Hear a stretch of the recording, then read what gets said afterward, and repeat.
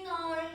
നമ്മുടെ ടോപ്പിക് എന്ന് പറയുന്നത് examination reform report national policy on education 2020. നമുക്കറിയാം 2020 ആയപ്പോൾ നമുക്ക് ഒരുപാട് നമ്മുടെ എഡ്യൂക്കേഷൻ സിസ്റ്റത്തിൽ സ്ട്രക്ചറിൽ ഒരുപാട് മാറ്റങ്ങൾ വന്നിട്ടുണ്ട് അല്ലേ. അപ്പോൾ അതിനെ കുറിച്ചിട്ടുള്ള ഒരു ക്ലാസ് ആണ് ഇത്. Okay,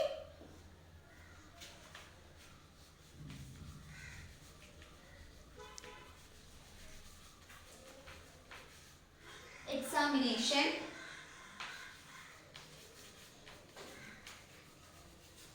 reform report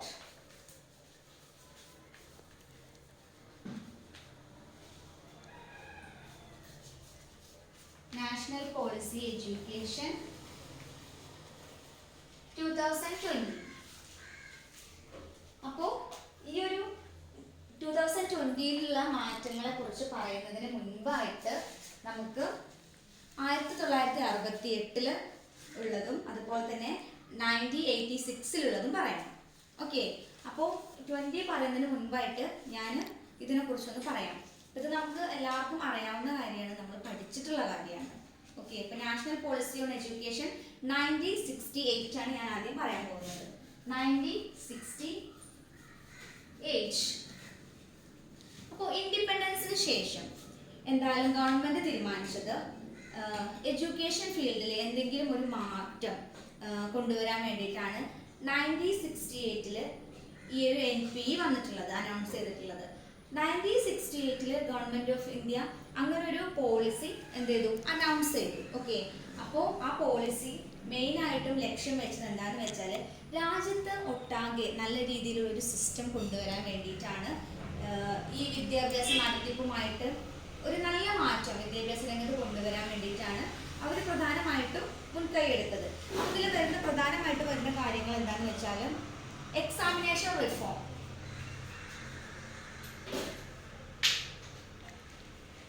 examination reform.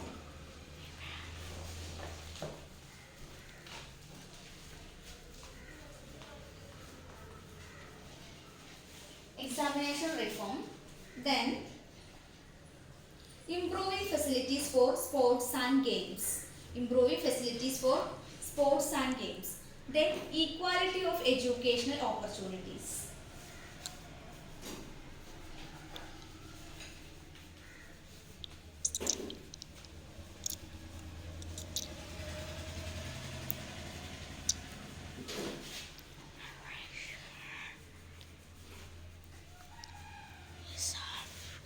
Opportunities.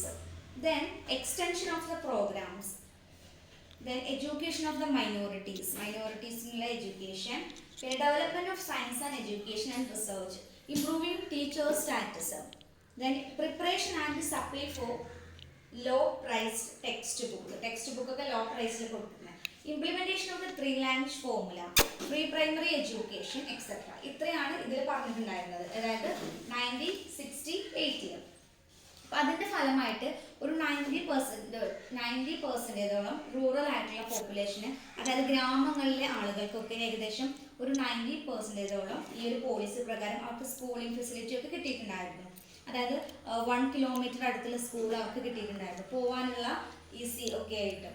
ആ ഒരു പോളിസി വന്നതിന് ശേഷം എഡ്യൂക്കേഷന് എന്താണ് കോമൺ ആയിട്ടൊരു സ്ട്രക്ചർ ഉണ്ടായി. ഈ ഇത് വന്നതിന് ശേഷം എഡ്യൂക്കേഷന് കോമൺ ആയിട്ടൊരു സ്ട്രക്ചർ ഉണ്ടായി. അതായിരുന്നു 10+2+3 ഇതായിരുന്നു സ്ട്രക്ചർ. ഓക്കെ, ഇത്രയും കാര്യങ്ങളാണ് 1968 പോളിസിയിലുള്ളത്. ഇതിൻ്റെ തുടർച്ചയായിട്ടുള്ളതാണ് 1986.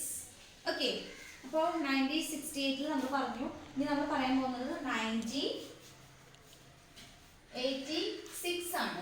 ഓക്കെ, അപ്പോൾ 1968 പോളിസി ഉണ്ടാക്കിയതിനു ശേഷം ഗവൺമെന്റ് ഓഫ് ഇന്ത്യ തീരുമാനിച്ചത് എന്താണെന്ന് വെച്ചാൽ ഓരോ 5 വർഷം കൂടുമ്പോഴും ഈ പോളിസി റിവ്യൂ ചെയ്യണം. അതാണ് ഗവൺമെന്റ് ഓഫ് ഇന്ത്യ തീരുമാനിച്ചത്. ഓരോ 5 വർഷം കൂടുമ്പോഴും എന്ത് ചെയ്യണം, ഇത് റിവ്യൂ ചെയ്യണം എന്നുള്ളത്. പക്ഷേ 1985 വരെ കാര്യമായിട്ട് എന്താണ് ഉള്ളൊരു റിവ്യൂ ഒന്നും നടന്നിട്ടില്ലായിരുന്നു. ഓക്കെ, അങ്ങനെ ഫൈനലായിട്ട് ഒരു NPE ഫോർമുലേറ്റ് ചെയ്തു. അതിന് പാർലമെന്റിൽ നിന്ന് അപ്രൂവലും ലഭിച്ചു. അത് മെയിനാണ് അപ്രൂവൽ ലഭിക്കുന്നത്. ഓക്കെ, മെയിൻ ഫീച്ചേഴ്സ് ഉണ്ട് ഈ എന്താണ് 1986 കുറച്ച് ഫീച്ചേഴ്സ് നമ്മൾ പഠിച്ചിട്ടുള്ളതാണ് ഫിലോസഫിയിൽ, എന്നാലും ഞാനൊന്നും കൂടെ പറയാം. First one, based on constitutional principle. Based on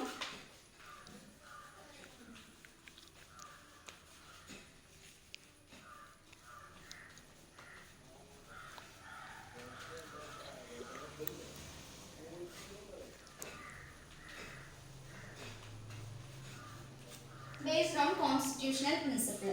ഇതെന്താണെന്ന് വെച്ചാൽ അത് നമ്മൾ പോളിസി ഉണ്ടാക്കിയത് എങ്ങനെയാണെന്ന് വെച്ചാൽ നമ്മുടെ ഭരണഘടനയിൽ പറഞ്ഞിരിക്കുന്ന കുറേ വാല്യൂസ് ഉണ്ടല്ലോ, ഡെമോക്രസി, സെക്യുലറിസം, സോഷ്യലിസം, അങ്ങനെ കുറേ വാല്യൂസ്, ഇതൊക്കെയാണ് ഇതിൽ പ്രധാനമായിട്ടും ഉൾപ്പെടുത്തിയിരിക്കുന്നത്.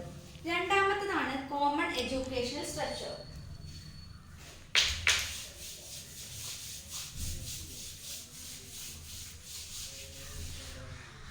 Common educational structure.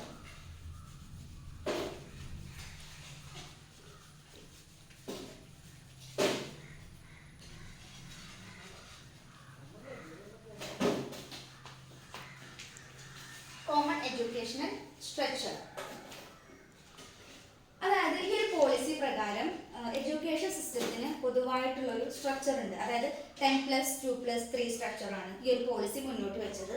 അതായത് ആദ്യത്തെ സ്കൂളിൽ 10 വർഷം, പിന്നെ അത് +1+2, അതായത് 10+2 2 അതാണ്, പിന്നെ +3 എന്ന് പറയുമ്പോൾ +2 കഴിഞ്ഞതിന് ശേഷമുള്ള കോളേജ് എഡ്യൂക്കേഷൻ, നമുക്കറിയാം ഡിഗ്രി എന്നൊക്കെ പറയുന്നത് 3 വർഷം, അതാണ് പറയുന്നത്. പിന്നെ ഇവിടെ പറയുന്നത് first 8 years of elementary education ആണ് പറയുന്നത്. ഫസ്റ്റ് 8 years എന്ന് പറയുമ്പോൾ 5 വർഷം ലോവർ പ്രൈമറി എഡ്യൂക്കേഷൻ, പിന്നെ 3 years of upper primary education, പിന്നെ അതിനുശേഷം ഹൈസ്കൂൾ 2 വർഷം ആണ് ഇവിടെ പറയുന്നത്, പിന്നെ +2 സ്റ്റേജ്, അതിനുശേഷം 3 year യൂണിവേഴ്സിറ്റി എഡ്യൂക്കേഷൻ. അപ്പോൾ ഇതാണ് 10+2+3 സ്ട്രക്ചർ എന്ന് പറയുന്നത്. അടുത്തൊരു ഫീച്ചറാണ് national system of education.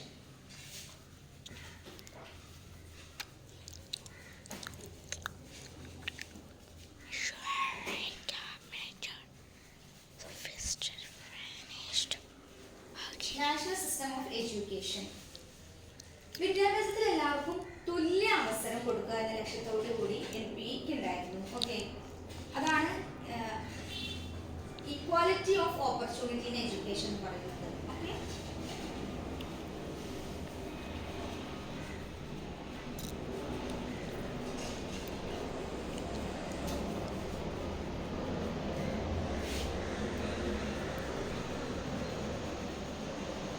National system of education എന്ന് പറഞ്ഞാൽ ഇതിൽ വരുന്നത് എന്താണെന്ന് വെച്ചാൽ നമ്മുടെ ഇന്ത്യൻ്റെ ഫ്രീഡം മൂവ്മെന്റുമായി ബന്ധപ്പെട്ട് അതിലെ ചരിത്രവും, പിന്നെ കോൺസ്റ്റിറ്റ്യൂഷനിൽ വരുന്ന കുറേ ഒബ്ലിഗേഷൻസ് ഒക്കെ ഉണ്ടല്ലോ, പിന്നെ ആളുകൾക്കിടയിൽ നാഷണൽ ഐഡന്റിറ്റി വളർത്താൻ പറ്റുന്ന തരത്തിലുള്ള കുറേ ഫാക്ട്സ് ആണ് ഇതിൽ ഉൾപ്പെടുത്തിയിട്ടുള്ളത്.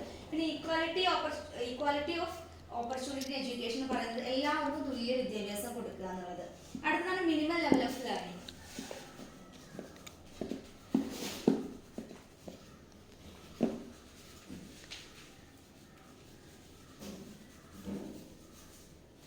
മിനിമം ലെവൽ ഓഫ് ലേണിംഗ് ഇതെന്ന് വെച്ചാൽ എല്ലാ സ്റ്റേജസ് ഓഫ് എഡ്യൂക്കേഷനിലും കുട്ടികൾക്ക് എന്താ മിനിമം ലെവൽ ഓഫ് ലേണിംഗ്, അതായത് പ്രൈമറി ലെവലെങ്കിലും കുട്ടികൾ കടന്നിരിക്കണം, അറ്റ്ലീസ്റ്റ് അതെങ്കിലും പോയിരിക്കണം. അതാണ് ഇവർ പ്രപ്പോസ് ചെയ്തത്. അടുത്താണ് പ്രൊമോഷൻ ഓഫ് ലാംഗ്വേജ്, അതായത് ലിങ്ക് ലാംഗ്വേജിനെ പ്രൊമോട്ട് ചെയ്യുന്നത്. പിന്നെ early childhood care and education ആണ്. അത് കുട്ടികളുടെ ഏർലി സ്റ്റേജിൽ അവർക്കൊരു എന്താണ് പ്രൈമറി സ്റ്റേജിലുള്ള എഡ്യൂക്കേഷൻ നല്ല പ്രയോറിറ്റിയാണ് കിട്ടിക്കൊണ്ടിരുന്നത്. അതുമായി ഇൻ്റഗ്രേറ്റ് ചെയ്താണ് ICDS പ്രോഗ്രാംസ് ഒക്കെ ഇല്ല, ICDS പ്രോഗ്രാംസ് ഒക്കെ വന്നത്. കുട്ടികളുടെ ഏർലി എഡ്യൂക്കേഷന് നല്ല ഇമ്പോർട്ടൻസ് കൊടുത്തിട്ടുണ്ടായിരുന്നു ഈ പോളിസി. പിന്നെ അടുത്ത പറയുന്നത് നവോദയ സ്കൂൾസ് ആണ്. പ്രധാനമായും റൂറൽ ഏരിയാസിലാണ് ഈ ഒരു സ്കൂൾ ഉണ്ടാക്കിയിട്ടുണ്ടായിരുന്നത്. എന്താണെന്ന് വെച്ചാൽ ഗിഫ്റ്റഡ് ആയ കുട്ടികൾക്കും എന്താണ് ഡിസേർവ് ചെയ്ത കുട്ടികൾക്കുമൊക്കെ നല്ല ക്വാളിറ്റി ഓഫ് എഡ്യൂക്കേഷൻ കിട്ടുക എന്ന ലക്ഷ്യത്തോടു കൂടിയാണ് നവോദയ സ്കൂൾ വന്നിട്ടുണ്ടായിരുന്നത്. ഗിഫ്റ്റഡ് ആയവർക്കും ഡിസേർവ്ഡ് ആയവർക്കുമൊക്കെ ഇതൊരു വളരെ എന്താണ് യൂസ്ഫുൾ ആയിരുന്നു. പിന്നെ ഓപ്പൺ ആൻഡ് ഡിസ്റ്റൻസ് ലേണിംഗ്, ഇതെന്താണെന്ന് അറിയാലോ. പിന്നെ NPE മുന്നോട്ട് വെച്ച ഇവാലുവേറ്റ് ചെയ്യാൻ പ്രധാനമായി 2 കമ്മിറ്റി ഉണ്ടായിരുന്നു. നമ്മൾ ഓൾറെഡി പഠിച്ചു കഴിഞ്ഞതാണ്, അതുകൊണ്ട് ഞാൻ കൂടുതൽ ഡിസ്കസ് ചെയ്യുന്നില്ല. 2 കമ്മിറ്റി എന്നൊക്കെയെന്ന് വെച്ചാൽ രാമമൂർത്തി റിവ്യൂ കമ്മിറ്റി 1919 വന്നു, പിന്നെ ജനാർദ്ദന റെഡ്ഡി കമ്മിറ്റി 1992 വന്നു. അപ്പോൾ ഇതാണ് എന്താണ് NPE 1986. ഓക്കെ, അപ്പോൾ ഇനിയാണ് നമുക്ക് നമ്മുടെ ടോപ്പിക്കിലേക്ക് വരാനുള്ളത്. NPE 2020. ഓക്കെ, അപ്പോൾ നമ്മളിപ്പോൾ രണ്ട് കാര്യങ്ങൾ പറഞ്ഞു കഴിഞ്ഞു. ഇനി നമുക്ക് പറയാനുള്ളത് നമ്മുടെ ടോപ്പിക്കിലേക്ക് വരാം. NP 2020 വന്ന മാറ്റങ്ങൾ. അപ്പോൾ 1968നും 1986നും ശേഷം നമ്മുടെ വിദ്യാഭ്യാസ സമ്പ്രദായത്തിൽ മൊത്തത്തിലൊന്ന് മാറ്റാനായിട്ട് ഒരു പുതിയ എഡ്യൂക്കേഷൻ പോളിസി വന്നു 2020 ജൂലൈ 29. ഓക്കെ,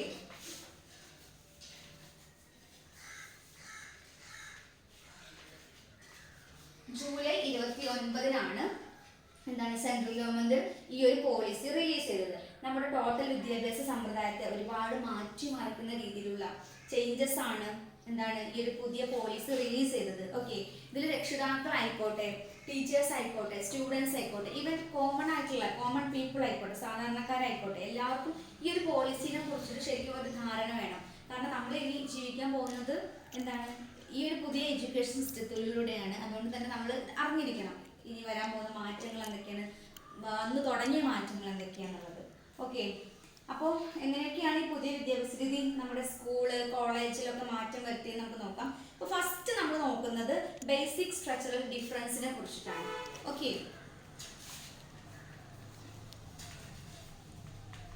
ബേസിക്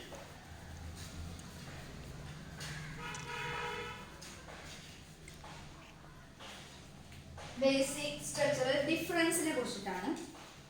ഇപ്പൊ നമ്മൾ ഫോളോ ചെയ്യുന്ന ഒരു സിസ്റ്റം എന്ന് പറഞ്ഞാൽ 10+2 എന്നുള്ളതാണ്. 10+2. ഓക്കെ,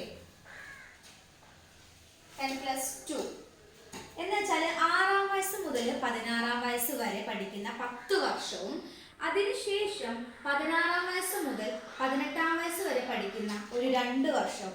ഇങ്ങനെ ഒരു 10+2 സിസ്റ്റമാണ് എന്താണ് നമ്മളിപ്പോൾ പഠിച്ചിരുന്നത് എന്ന് പറയാം. എന്നാൽ ഇത് മാറിയിട്ട് ഇതിന് പകരം വന്ന ഒരു സിസ്റ്റം എന്ന് പറയുന്നത് തികച്ചും വ്യത്യസ്തമാണ്. ആ സിസ്റ്റമാണ്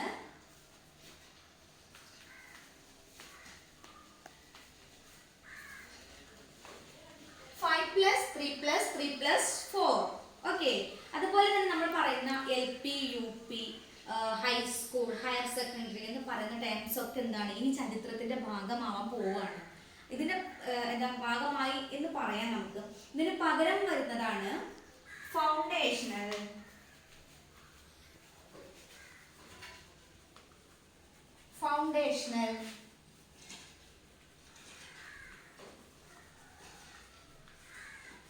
preparatory, middle and secondary. അപ്പോൾ LP, UP, high school, higher secondary ഇതിന് പകരം വരുന്നതാണ് എന്ത് foundational, preparatory, middle and secondary. Okay, ഈ 4 കാറ്റഗറിയാണ്. ഇതാണ് 5+3+3+4 എന്ന് കാറ്റഗറൈസ് ചെയ്തിരിക്കുന്നത്. ഇതെങ്ങനെയാന്ന് വെച്ചാൽ ഇതിൽ ഫൗണ്ടേഷണൽ സ്റ്റേജ് എന്ന് പറയുന്നത് 5 വർഷം നീണ്ടു നിൽക്കുന്നതാണ്. എത്ര? 5 years. ഓക്കെ, 3-ാമത്തെ വയസ്സിൽ തുടങ്ങി 8-ാമത്തെ വയസ്സിൽ അവസാനിക്കുന്ന ഒന്നാണിത്. അത് തുടങ്ങുന്നത് അംഗനവാടികളിൽ നിന്നുമാണെങ്കിൽ അത് പ്രീ സ്കൂളിലൂടെ കടന്ന് 1-ാം ക്ലാസ്സിലും 2-ാം ക്ലാസ്സിലും കൂടി ചേർന്ന് വന്ന ആ ഒരു സെഷനെയാണ് നമ്മൾ ഫൗണ്ടേഷണൽ സ്റ്റേജ് എന്ന് പറയുക. അതിപ്പോൾ അംഗനവാടിയിൽ നിന്നാണ് ഇത് സ്റ്റാർട്ട് ചെയ്യുന്നത്. 5 years ആണിത്. ഓക്കെ, അതിനുശേഷം വരുന്ന സ്റ്റേജ് എന്ന് പറയുന്നത് പ്രിപ്പറേറ്ററി സ്റ്റേജ് ആണ്. ഓക്കെ, പ്രിപ്പറേറ്ററി സ്റ്റേജ് അതെന്ന് പറഞ്ഞാൽ 8 വയസ്സ് മുതൽ മുന്നോട്ട് പോകുന്ന 3 വർഷമാണ്. ഓക്കെ, 11 വയസ്സ് വരെ. അതായത് അപ്പോൾ 8 വയസ്സ് മുതൽ 11 വയസ്സ് വരെ 3, 4, 5 ക്ലാസ്സുകളിലൂടെ കടന്നു പോകുന്ന 2-ാമത്തെ സ്റ്റേജ് ആണ് പ്രിപ്പറേറ്ററി സ്റ്റേജ്. ഓക്കെ, അതിനുശേഷം വരുന്ന സ്റ്റേജ് എന്ന് പറയുന്നത് മിഡിൽ സ്റ്റേജ് ആണ്. ഇത് 11 വയസ്സ് മുതൽ 14 വയസ്സ് വരെ. 11 to 14. ഓക്കെ, 11 to 14 വയസ്സ് വരെ. 6-ാം ക്ലാസ്, 7-ാം ക്ലാസ്, 8-ാം ക്ലാസ് ഇങ്ങനെ 3 ക്ലാസ്സുകൾ ഉൾപ്പെടുന്ന 8-ാം ക്ലാസ്സിലേക്ക് എത്തുന്ന ആ ഒരു സ്റ്റേജ് അവസാനിക്കുന്നതും ഈ ഒരു മിഡിൽ സ്റ്റേജ് ആണ്. ലാസ്റ്റ് ആണ് 4-ാമത്തെ സ്റ്റേജ് ആണ് സെക്കൻഡറി സ്റ്റേജ്. ഇത് സ്കൂൾ വിദ്യാഭ്യാസ കാലഘട്ടത്തിന്റെ അവസാന ഭാഗമാണ് പറയാൻ നമുക്ക്. ഓക്കെ, ഇപ്പോൾ നമ്മൾ പറഞ്ഞ 5+3+3+4 എന്ന് പറയുന്നതിലെ അവസാനത്തെ 4 ആണ് ഈ 4ാമത്തെ സ്റ്റേജ് എന്ന് പറയുന്നത്. അത് 14-ാം വയസ്സിൽ തുടങ്ങി 18-ാം വയസ്സിൽ അവസാനിക്കുന്ന 9, 10, 11, 12 ഈ ക്ലാസ്സുകളിലൂടെ കടന്നു പോകുന്നതാണിത്. അപ്പോൾ സ്കൂൾ കാലഘട്ടത്തിന്റെ അവസാനം എന്ന് നമുക്ക് ഈ സ്റ്റേജിനെ നമുക്ക് വിശേഷിപ്പിക്കാം, സെക്കൻഡറി സ്റ്റേജിനെ. ഓക്കെ, അപ്പോൾ ഫസ്റ്റ് സ്റ്റേജ് എന്ന് പറഞ്ഞാൽ എന്താണ്, ബേസിക് സ്ട്രക്ചറൽ ഡിഫറൻസ് ആയിരുന്നു. രണ്ടാമത്തെ ഒരു ചേഞ്ച് എന്ന് പറയുകയാണെങ്കിൽ സിലബസ് ആണ്.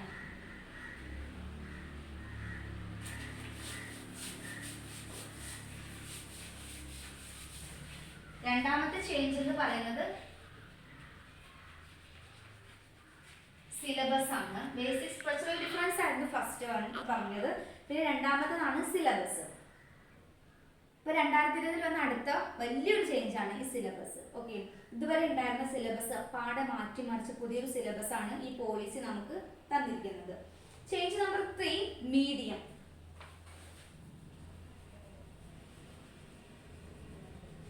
മീഡിയം ഇപ്പൊ നമ്മൾ എന്താണ് പഠിക്കുന്ന മീഡിയം എന്തായിരിക്കണമെന്ന് ഉള്ളതിൽ കുറെ നിബന്ധനകൾ വെച്ചിട്ടുണ്ട്. 5ാം ക്ലാസ് കഴിയുന്നിടം വരെ മാതൃഭാഷ റീജിയണൽ ലാംഗ്വേജ് മാത്രമേ പഠനത്തിന്റെ മീഡിയം ആയിട്ട് യൂസ് ചെയ്യാൻ പാടുള്ളൂ. ഓക്കെ, 8ാം ക്ലാസ് വരെ റീജിയണൽ ലാംഗ്വേജും മദർ ടങ്ങും പ്രിഫർ ചെയ്യണം. 8ാം ക്ലാസ് വരെ റീജിയണൽ ലാംഗ്വേജും മദർ ടങ്ങും നമ്മൾ പ്രിഫർ ചെയ്യണം. പക്ഷേ 5ാം ക്ലാസ് വരെ നിർബന്ധമായിട്ടും എന്ത് ചെയ്യണം, മാതൃഭാഷയിലായിരിക്കണം പഠനം എന്നാണ് ഈ പോളിസി മുന്നോട്ട് വെച്ചിരുന്നത്. ഓക്കെ, ഇതാണ് change number 3, medium. Change number 4, exam structure. Exam സ്ട്രക്ചറിലും കാര്യമായിട്ടുള്ള മാറ്റങ്ങൾ വന്നു. എക്സാം സ്ട്രക്ചർ നമ്മൾ ഇത്ര നാൾ കണ്ടുകൊണ്ടിരുന്ന പരീക്ഷകളുടെ സ്ട്രക്ചർ എല്ലാം മാറ്റി. ബോർഡ് എക്സാമുകൾക്ക് വരുന്ന വലിയ പ്രാധാന്യം കുറയ്ക്കണം.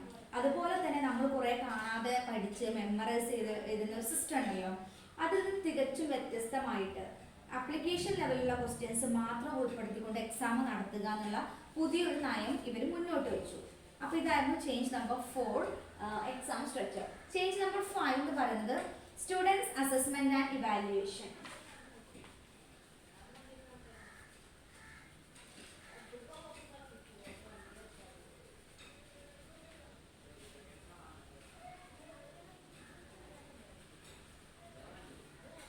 Students assessment and evaluation. ഇപ്പൊ നിലനിന്നിരുന്ന സ്റ്റുഡൻസ് അസസ്മെന്റ് ഇവാലുവേഷൻ വിദ്യാഭ്യാസത്തിന്റെ സ്റ്റാൻഡേർഡിനെ കുറയ്ക്കുന്നതാണെന്നും അതുകൊണ്ട് തന്നെ ഒരു സെൻട്രലൈസ്ഡ് ആയിട്ട് ഒരു എന്താണ് Parag, what is Parag? Okay,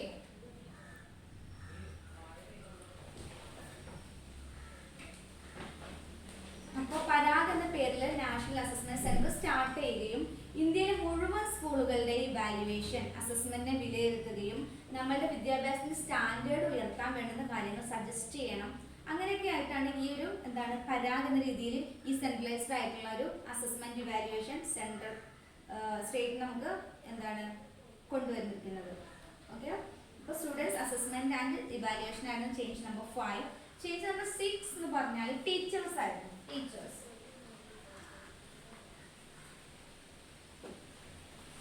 teachers ഇപ്പൊ ടീച്ചേഴ്സുമായി ബന്ധപ്പെട്ട് ഒരുപാട് കാര്യങ്ങൾ പറഞ്ഞിട്ടുണ്ട്. അതിൽ പ്രധാനമായും പറഞ്ഞത് 2 കാര്യങ്ങളാണ്.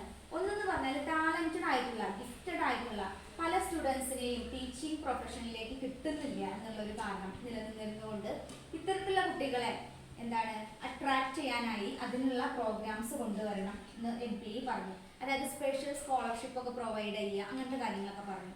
രണ്ടാമത്തെ ഒരു കാര്യം എന്ന് പറഞ്ഞാൽ റെസ്ട്രിക്ട് ടീച്ചേഴ്സ് ട്രാൻസ്ഫർ എന്നതാണ്. റെസ്ട്രിക്ട് ടീച്ചേഴ്സ് ട്രാൻസ്ഫർ, ടീച്ചർമാരുടെ ട്രാൻസ്ഫറിന്റെ എണ്ണം കുറയ്ക്കുക, മാക്സിമം കുറയ്ക്കുക. ടീച്ചേഴ്സിന്റെ ട്രാൻസ്ഫറിന്റെ എണ്ണം ഇങ്ങനെ കുറച്ചുകൊണ്ടിരിക്കുക. അത് സ്റ്റുഡൻസ് ആയിട്ടുള്ള ഇന്റിമസി കുറയ്ക്കാനും ഒരു എഡ്യൂക്കേഷൻ സിസ്റ്റത്തിന്റെ കണ്ടിന്യൂറ്റി നഷ്ടപ്പെടാനും സാധിക്കും. അതുവഴി പറ്റും. അതുകൊണ്ട് എന്താണ് ടീച്ചേഴ്സിന്റെ ട്രാൻസ്ഫറിന്റെ എണ്ണം കുറയ്ക്കാനായിട്ട് ശ്രമിക്കുക. നെക്സ്റ്റ് എന്ന് പറയുന്നത് ടെറ്റ് എക്സാം ആണ്.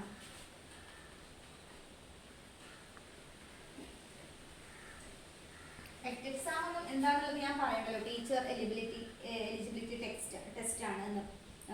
ഇത് പ്രൈവറ്റ് ആയിട്ടും പബ്ലിക് ആയിട്ടും എന്താണ് എല്ലാ സ്കൂളുകളിലും, പ്രൈവറ്റ് പബ്ലിക് എല്ലാ സ്കൂളുകളിലും എന്താണ് നിർബന്ധമാക്കണം. ടെറ്റ് പായസായ ആളുകളെ മാത്രം എന്താണ് ടീച്ചേഴ്സ് ആയിട്ട് നിയമിക്കാൻ പാടുള്ളൂ എന്ന് ആണ് ഇവർ പറഞ്ഞത്. അപ്പോൾ ടെറ്റിന് അത്രയും ഇമ്പോർട്ടൻസ് കൊടുക്കുന്നുണ്ട്. നെക്സ്റ്റ് ചേഞ്ച് എന്ന് പറഞ്ഞാൽ ടീച്ചേഴ്സ് ട്രെയിനിങ് കോഴ്സസ് ആണ്. Teachers training courses.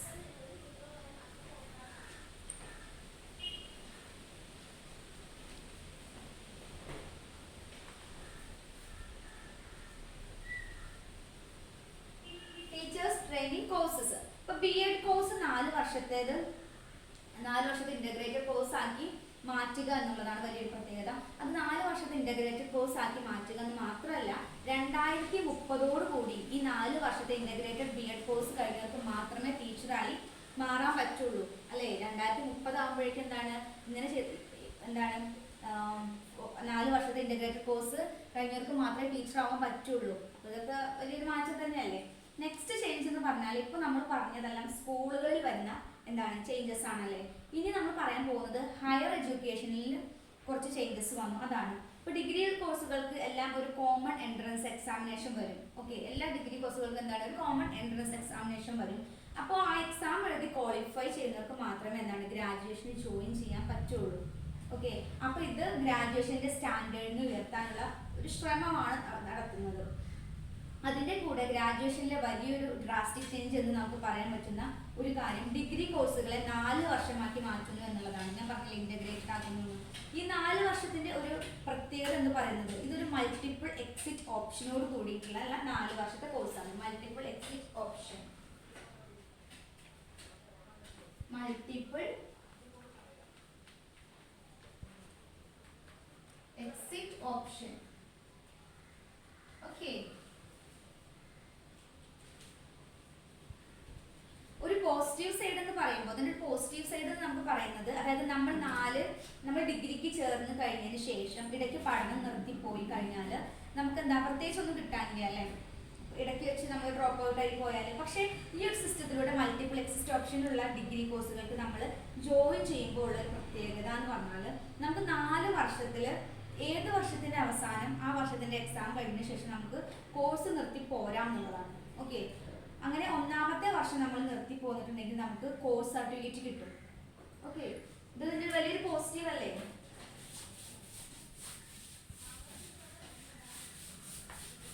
ഒന്നാമത്തെ വർഷം നമ്മൾ നിർത്തി പോന്നാൽ നമുക്ക് കോഴ്സ് സർട്ടിഫിക്കറ്റ് കിട്ടും.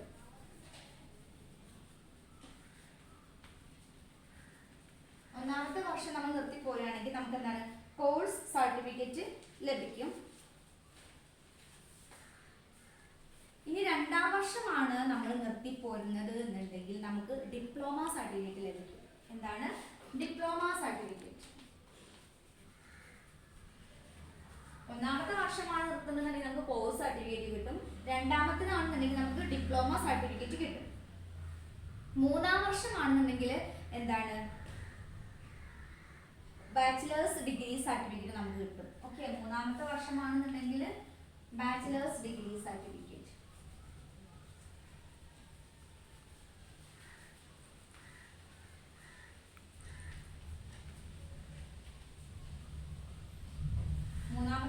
നമുക്ക് ബാച്ചിലേഴ്സ് ഡിഗ്രി സർട്ടിഫിക്കറ്റ് നമുക്ക് കിട്ടും. ഇനി 4ാം വർഷം വരെ നിൽക്കാനുള്ള മനസ്സ് നമുക്ക് ഉണ്ട് എന്നുണ്ടെങ്കിൽ നമുക്ക് multi disciplinary bachelors program certificate ആണ് കിട്ടുക. അപ്പോൾ അതിൽ നമുക്ക് മേജർ ആൻഡ് മൈനർ ആയിട്ടൊക്കെ സെലക്ട് ചെയ്യാനും റിസർച്ച് ബേസ്ഡ് ആയിട്ടുള്ള സ്റ്റഡീസ് അങ്ങനെയുള്ള ഒരുപാട് ഓപ്ഷൻസ് ഉള്ള ഒരു വർഷമാണ് 4ാമത്തെ വർഷം നമ്മളെ വെയിറ്റ് ചെയ്യുന്നത്. ഓക്കെ, അപ്പോൾ ഇത്രയാണ് ഇതിൽ പറയുന്നത്. പിന്നെ ഇതാണ് ഇപ്പോൾ 20ൽ വന്നുകൊണ്ടിരിക്കുന്ന പുതിയ മാറ്റങ്ങൾ എന്ന് പറഞ്ഞാൽ ഞാൻ ഇതിന് ഒന്നും കൂടെ ഒന്ന് ക്ലിയർ ആക്കാം.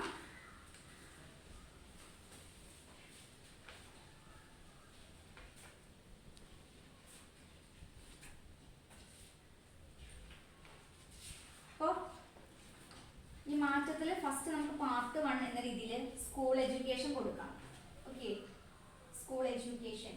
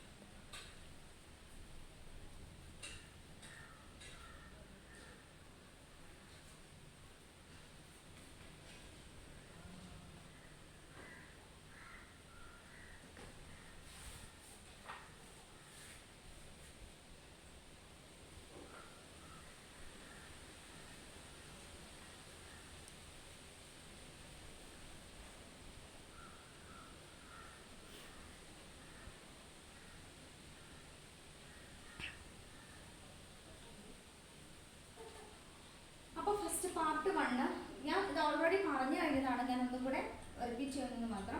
പാർട്ട് 1 സ്കൂൾ എഡ്യൂക്കേഷൻ ആണ്. ഇതിൽ പ്രീവിയസ് അക്കാദമിക് സ്ട്രക്ചർ എന്ന് പറഞ്ഞാൽ ഏജസ് എന്താണ് 60 to 80 and ages 6 to 16. Okay, new structure ആണ് നമുക്ക് നോക്കാനുള്ളത്. ന്യൂ സ്ട്രക്ചർ എന്ന് പറയുമ്പോൾ 9ാം ക്ലാസ് മുതൽ 12ാം ക്ലാസ് വരെയുള്ള കുട്ടികൾക്ക് എത്ര വയസ്സായിരിക്കണം? 14 to 18 വയസ്സ് അതിനുള്ളിലുള്ള ആയിരിക്കണം. പിന്നെ ക്ലാസ് 6 to 8 അവരുടെ വയസ്സ് എങ്ങനെ ആയിരിക്കണം? 11 to 14 ഇടയിലായിരിക്കണം. പിന്നെ ക്ലാസ് 3 to 5 അവരുടെ ഏജ് എങ്ങനെ ആയിരിക്കണം? 8 to 11 ആയിരിക്കണം. പിന്നെ ക്ലാസ് 1, 2 1ാം ക്ലാസ് 2ാം ക്ലാസ്സിലെ കുട്ടികൾക്ക് മിനിമം എത്ര ആയിരിക്കണം? 6 to 8 അതിനുള്ള വയസ്സായിരിക്കും. അതായത് പ്രീ സ്കൂൾ പീരീഡ്. ഓക്കെ, പിന്നെ ഈ സ്കൂൾ എഡ്യൂക്കേഷനെ കുറച്ച് ക്യാരക്ടറിസ്റ്റിക്സ് ആണ് നമ്മൾ അടുത്ത് നോക്കുന്നത്.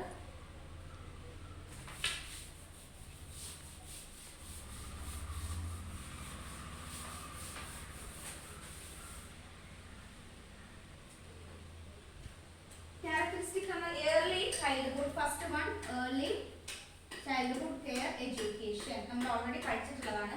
ഇതെന്തായിരിക്കണം? പ്ലേ ബേസ്ഡ് ആയിരിക്കണം, ആക്ടിവിറ്റി ബേസ്ഡ് ആയിരിക്കണം. Then special attention to socially and economically disadvantaged districts. അപ്പോൾ ഡിസ്അഡ്വാൻറ്റേജ് ഡിസ്ട്രിക്ട്സ് ഉള്ളവർക്ക് എന്താ വേണം? സ്പെഷ്യൽ അറ്റൻഷൻ കൊടുക്കണം, സോഷ്യലി ആൻഡ് എക്കണോമിക്കലി. പിന്നെ സ്ട്രെങ്തൻ അംഗനവാടീസ്. പിന്നെ 4 ഇൻസ്റ്റിറ്റ്യൂഷൻസിനെ കുറിച്ചോട് പറയുന്നുണ്ട്. Anganwadi co-located with schools, pre-primary school co-located with schools. ഇപ്പൊ നമുക്ക് ചില സ്കൂളിൽ നമുക്ക് അംഗനവാടികളും കൂടെ കൂടിച്ചേർന്നിരിക്കുന്നത് കാണാം അല്ലേ? അതാണ് ലിങ്ക് ചെയ്തിരിക്കുന്നത് കാണാം, അതാണ് പറയുന്നത്. പിന്നെ അടുത്തത് ഫൗണ്ടേഷണൽ ലിറ്ററസി ആൻഡ് ന്യൂമറസി ആണ്. അപ്പോൾ ഇവിടെ ഇത് ഏകദേശം 2025 വരുന്നത്. National mission of foundational literacy. Teachers vacancy will be filled at earliest. ഈ ഒരു സമയമാകുമ്പോഴേക്കും 2025 ആകുമ്പോഴേക്കും ടീച്ചേഴ്സ് വാക്കൻസി ഒക്കെ ഫിൽ ആയിട്ടുണ്ടായിരിക്കും. പിന്നെ സ്കൂൾ പ്രിപ്പറേഷൻ മൊഡ്യൂള്. പിന്നെ ദീക്ഷ നമുക്കറിയാലോ എന്താണ് ദീക്ഷ എന്നുള്ളത്. ദീക്ഷ നമ്മൾ പഠിച്ചതാണ്. It is A national platform for school education. പിന്നെ എൻജോയബിൾ ആൻഡ് ഇൻസ്പിറേഷണൽ ബുക്സ് ആയിരിക്കണം. പിന്നെ മിഡ് ഡേ മീൽ ആയിരിക്കണം. ഇതൊക്കെ ഇവർ പ്രൊവൈഡ് ചെയ്യും എന്നാണ് പറയുന്നത്. പിന്നെ അടുത്തത് curtailing drop out rates and ensuring universal access to education at all level. ഇത് ഞാൻ ഓൾറെഡി പറഞ്ഞു. ഡ്രോപ്പ് ഔട്ട് ആയ കുട്ടികൾക്ക് ഏതൊക്കെ രീതിയിലുള്ള സർട്ടിഫിക്കറ്റ് ആണ് കിട്ടുന്നത് ഞാൻ പറഞ്ഞു. അത് തന്നെയാണിത്. Provide effective, sufficient infrastructure and carefully tracking students. National open schools and state open school. Assistance of trained and qualified social workers. Okay. Then curriculum and pedagogy ആണ് പറയുന്നത്. പിന്നെ സ്കൂൾ എഡ്യൂക്കേഷൻ പോളിസിയിൽ കരിക്കുലം റീസ്ട്രക്ട് ചെയ്തു. Okay, അതാണ് 5+3+3+4 എന്ന് നമ്മൾ പറഞ്ഞില്ലേ? 5+3+3+4. Okay, അതിൽ നമ്മൾ പറഞ്ഞു സ്റ്റേജസ്. ഫൗണ്ടേഷണൽ സ്റ്റേജ്, പിന്നെ preparatory stage, middle stage, secondary stage. Okay, പിന്നെ ഹോളിസ്റ്റിക് ഡെവലപ്മെന്റ് ഓഫ് ലേണേഴ്സ്, അതിന്റെ പ്രത്യേകതകളാണ്. Reduce curriculum content, experiential learning, course choice. നമുക്ക് കോഴ്സ് എന്താണ്? നമുക്ക് ചോയ്സ് ആണ്. ഓക്കെ, പിന്നെ multi lingualism, national curriculum framework NCF. Transforming assessment എങ്ങനെ ആയിരിക്കണം എന്നുള്ളതാണ്. അതായത് സ്റ്റുഡൻസിന്റെ ചോയ്സ് ആയിരിക്കണം. പിന്നെന്താണ്? മൊഡ്യൂൾ ബേസ്ഡ് എക്സാമിനേഷൻ ആയിരിക്കണം. അങ്ങനെ നാഷണൽ സ്കൂൾ എക്സാമിനേഷൻ ഫോർ 3, 5, 8 എന്നുള്ള ക്ലാസ്സുകൾക്ക്. Support for gifted students. ഇത് ഗിഫ്റ്റ് സ്റ്റുഡൻസ്, ഡിസേബിൾഡ് ആയ കുട്ടികൾക്കും ഒക്കെ എന്താണ്? ഇത് സപ്പോർട്ടാണ്. പിന്നെ നാഷണൽ അസസ്മെന്റ് സെന്റർ പരാഗ് ഞാൻ ഓൾറെഡി ഡിസ്കസ് ചെയ്ത് വരുവാന്നുള്ളത്. പിന്നെ ടീച്ചേഴ്സ് ആണ് അടുത്ത. ടീച്ചേഴ്സ് നമ്മൾ പറഞ്ഞു. ടീച്ചേഴ്സിന്റെ കാര്യം ഞാൻ പറഞ്ഞു. എന്താണ്? 4 year integrated B.Ed, scholarship, excessive teacher transfer, school complex, text, ഇതിന്റെ കാര്യമൊക്കെ ഞാൻ ഓൾറെഡി ഡിസ്കസ് ചെയ്തു. അത് തന്നെയാണ് ഇവിടെ പറയുന്നത്. പിന്നെ ടീച്ചർ എഡ്യൂക്കേഷനെ കുറിച്ചിട്ട് നമ്മൾ ഡിസ്കസ് ചെയ്തു. പിന്നെ equitable and inclusive education is important.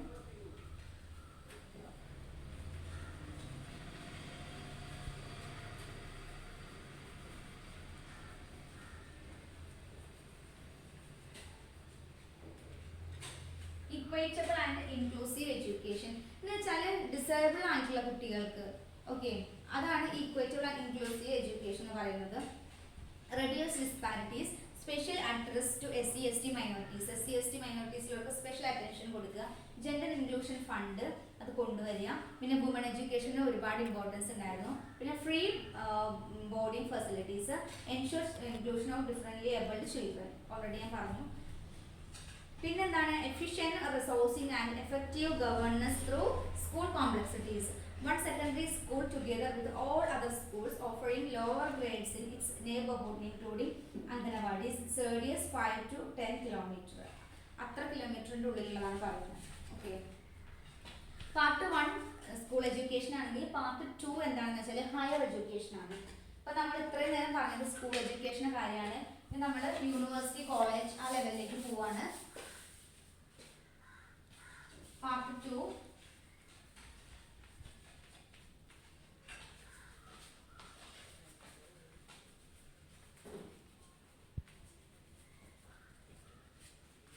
എന്താണ് ഹയർ എഡ്യൂക്കേഷൻ. അപ്പോൾ ഇതിൽ വരുന്നത് ക്വാളിറ്റി യൂണിവേഴ്സിറ്റീസ് ആൻഡ് കോളേജസ് ആണ്. Multi disciplinary colleges, universities, institutional autonomy ഒക്കെ പറയുന്നത്. പിന്നെ ഇൻസ്റ്റിറ്റ്യൂഷണൽ റീസ്ട്രക്ചറിങ് ആൻഡ് കൺസോളിഡേഷൻ പറയുന്നത് ഓപ്പൺ ഡിസ്റ്റൻസ് ലേണിങ്ങിനെ കുറിച്ചിട്ട്. പിന്നെ large student enrolment by 2030 already ഞാൻ പറഞ്ഞു. പിന്നെ മൾട്ടി ഡിസിപ്ലിനറി ബൈ 2030. പിന്നെ holistic and multi disciplinary education പറയുന്നുണ്ട്. ഹോളിസ്റ്റിക് എഡ്യൂക്കേഷൻ എന്ന് വെച്ചാൽ എന്താണ്? ഹോളിസ്റ്റിക് എഡ്യൂക്കേഷൻ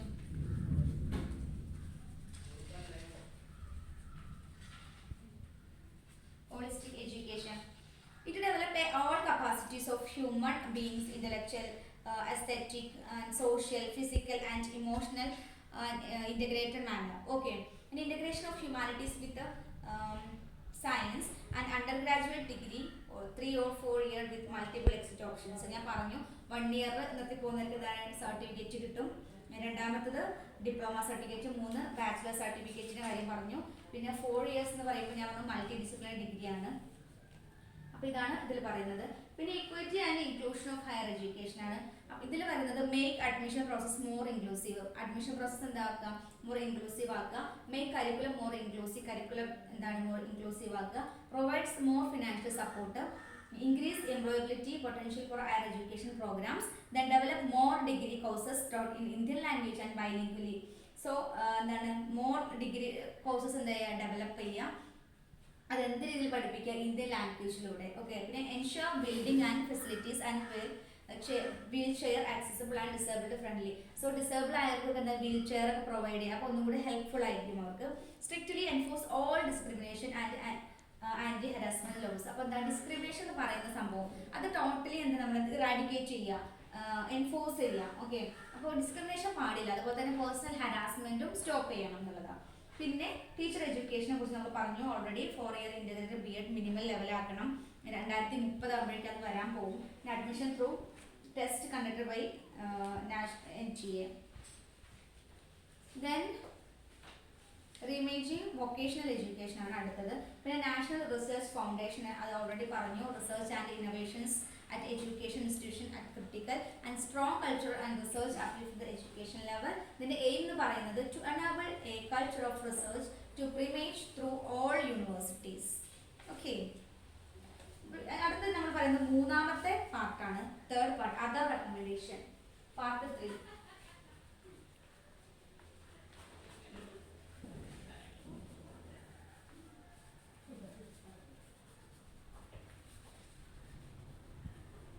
പാർട്ട് 3 വരുന്ന അതർ റെക്കമെൻഡേഷൻസ്. അതിൽ ആദ്യം വരുന്നത് പ്രൊഫഷണൽ എഡ്യൂക്കേഷൻ ആണ്.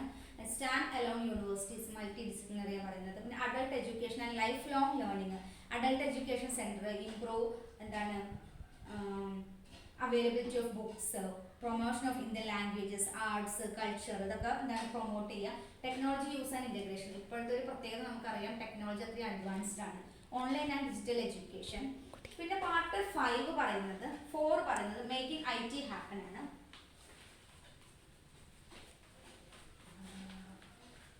IT ആണ്, making IT happen. strengthening the central advisory board of education. പിന്നെ എന്താ 6% of GDP recommended for education. പിന്നെ ഇതിലൂടെയൊക്കെയുള്ള മെറിറ്റ്സ് ആണ് ഞാൻ അടുത്ത് നോക്കാൻ പോകുന്നത്. മെറിറ്റ്സ് ഓഫ് ടീച്ചേഴ്സിന് എന്തൊക്കെ മെറിറ്റ്സ് ആണ് ഉണ്ടാകുന്നതെന്നാണ്. Re-establish teachers at all levels as the most respected member of society. That's first merit. Then help to recruit very best and efficient teachers. അപ്പോൾ ഇങ്ങനെ ഇപ്പോൾ നമ്മൾ ടെറ്റിലൂടെയും 4 year ഇന്റഗ്രേറ്റഡ് BEd ഉള്ളവർക്കൊക്കെയാണ് ടീച്ചേഴ്സ് ആവാനുള്ള qualification എന്ന് പറയുമ്പോൾ നമുക്ക് എന്താണ് വളരെ എഫിഷ്യൻ്റ് ആയിട്ടുള്ളതും വളരെ കോമ്പീറ്റന്റ് ആയിട്ടുള്ള ടീച്ചേഴ്സിന് നമുക്ക് ലഭിക്കും. അതൊരു മെറിറ്റ് ആണ്. പിന്നെ teachers will get autonomy, professional development, chances for research, റിസർച്ചിനുള്ള ചാൻസസ് കൂടും. പിന്നെ മെറിറ്റ് ടു സ്റ്റുഡൻസിന് എന്തൊക്കെ മെറിറ്റ്സ് ഉണ്ടാവും എന്നുള്ളതാണ്. All students will get education without any discrimination. നമ്മൾ ഓൾറെഡി പറഞ്ഞു ഹാരാസ്മെന്റോ പേഴ്സണൽ ഹാരാസ്മെന്റോ ഡിസ്ക്രിമിനേഷനോ ഒക്കെ ഇതൊന്ന് റാഡിക്കേറ്റ് ചെയ്യണം എന്നുള്ളത്. അപ്പോൾ സ്റ്റുഡൻസിന് അത് വലിയൊരു ആശ്വാസമാണ്. പിന്നെ chances for studying multi languages പഠിക്കാനുള്ള ഒരു ഓപ്പർച്യൂണിറ്റി കൂടിയാണ്. പിന്നെ holistic study of subject, no pressure of exam നമുക്കറിയാം എക്സാം എന്ന് പറയുന്നത് വലിയൊരു പ്രശ്നമാണ് കുട്ടികൾക്ക്. അപ്പോൾ അതൊന്ന് മാറ്റി കിട്ടിയാൽ തന്നെ വലിയൊരു സമാധാനമല്ലേ. അപ്പോൾ നോ പ്രഷർ ഓഫ് എക്സാം, പിന്നെ ഇന്റഗ്രേറ്റഡ് സ്റ്റഡി, പിന്നെ ഡെവലപ്പ് ക്രിട്ടിക്കൽ തിങ്കിങ്, കുട്ടികൾക്കിടയിൽ ക്രിട്ടിക്കൽ തിങ്കിങ് എന്താവും ഡെവലപ്പ് ആവും. പിന്നെ ചാൻസസ് ഫോർ റിസർച്ചിന് ചാൻസ് കിട്ടും. പിന്നെ ഫിനാൻഷ്യൽ സപ്പോർട്ട്. ഇതാണ് കുട്ടികൾക്കുള്ള മെറിറ്റ്സ്. അപ്പോൾ ഇതിനൊക്കെ നമുക്കറിയാം മെറിറ്റ്സ് ഉണ്ടാകുമ്പോൾ നമുക്കറിയാം അതിനപ്പുറത്ത് ഡിമെറിറ്റ്സ് ഉണ്ടാവും. അപ്പോൾ അടുത്ത് നമ്മൾ നോക്കുന്ന ഡിമെറിറ്റ്സ് ആണ്. No recommendation to control fee, അതാണ് ഫസ്റ്റ് ഡിമെറിറ്റ്സ്. പിന്നെ no explanation for course structure and fee foreign universities. Risk in implementation of 5+3+3+2 ആ സ്ട്രക്ചർ എന്താണ് റിസ്ക് ഇൻ ഇംപ്ലിമെന്റേഷൻ. പിന്നെ existence of anganwadis, it explain most cases funding it is the own responsibility of state only. Exclusion of Urdu and Arabic, എക്സ്ക്ലൂഷന്റെ ഉറുദുവിന്റെയും അറബിക്കിന്റെ exclusion ആണ് പറയുന്നത്. It questions concurrent status of education, ഇതെന്താണ് concurrent ആയിട്ടുള്ള education എന്തായാലും question ചെയ്യും. അപ്പോൾ ഇതിന്റെ ഒരു വലിയ ഡിമെറിറ്റ്സ് ആണിത്. അപ്പോൾ നമ്മൾ ഇന്ന് പറഞ്ഞുകൊണ്ടിരുന്നത് എന്താണെന്ന് വെച്ചാൽ examination reform report national policy on education 2020 ആണ് നമ്മൾ പറഞ്ഞത്. അപ്പോൾ എല്ലാവരും നമ്മൾ അറിഞ്ഞിരിക്കേണ്ട ചില മാറ്റങ്ങളാണ്. ബേസിക് ആയിട്ട് നമ്മൾ അറിഞ്ഞിരിക്കേണ്ട കുറച്ച് മാറ്റങ്ങളാണ്. നമ്മൾ സ്റ്റുഡൻസ് ആയാലും ടീച്ചേഴ്സ് ആയാലും ഈവൻ പാരൻസ് ആയാലും കോമൺ പീപ്പിൾ ആയാലും നമ്മൾ അറിഞ്ഞിരിക്കണം. കാരണം ഇത് വരാൻ പോകുന്ന മാറ്റങ്ങളാണ്, വന്നുകൊണ്ടിരിക്കുന്ന മാറ്റങ്ങളാണ്. അതുകൊണ്ട് തീർച്ചയായിട്ടും നമ്മൾ ഇതിനെക്കുറിച്ച് നമ്മൾക്ക് ഒരു അവയർനെസ് ഉണ്ടായിരിക്കണം. ഓക്കെ, അപ്പോൾ ഇതിൻ്റെ മുന്നേ നമ്മൾ 1968 പറഞ്ഞു, പിന്നെ 1986 പറഞ്ഞു. അത് കഴിഞ്ഞിട്ടാണ് നമ്മൾ ഈ ടോപ്പിക്കിലേക്ക് വന്നിട്ടുള്ളത്. ഐ ഹോപ്പ് എല്ലാവർക്കും മനസ്സിലായെന്ന് വിചാരിക്കുന്നു. Okay, thank you all.